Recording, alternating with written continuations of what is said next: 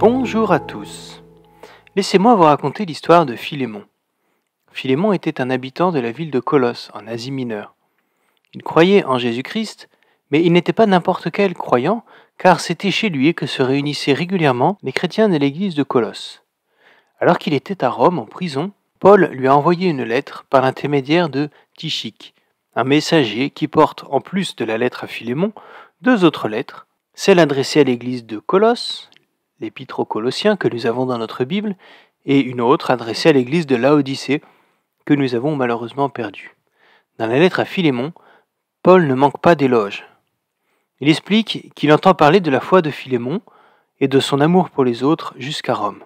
Après tout, ce nom Philémon ne veut-il pas dire attentionné ou bien alors qui embrasse ?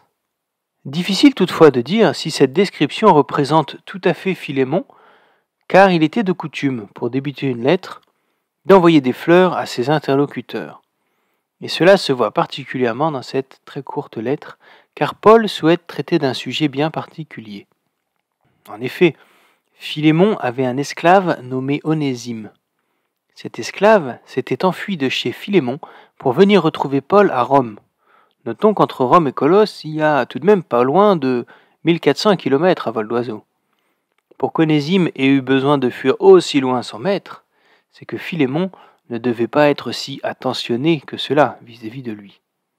D'ailleurs, le nom Onésime signifie profitable ou utile, comme si son porteur, cet esclave, pouvait être réduit à son simple usage, comme un objet.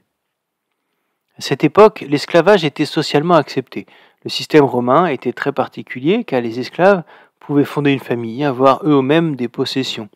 C'est donc très différent de l'image actuelle de l'esclavagisme que nous pouvons avoir. Paul ne reproche pas à Philémon d'avoir un esclave, il renvoie même Onésime chez lui.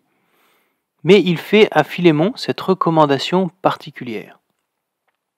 Onésime a peut-être été séparé de toi un moment seulement, mais tu vas le retrouver pour toujours.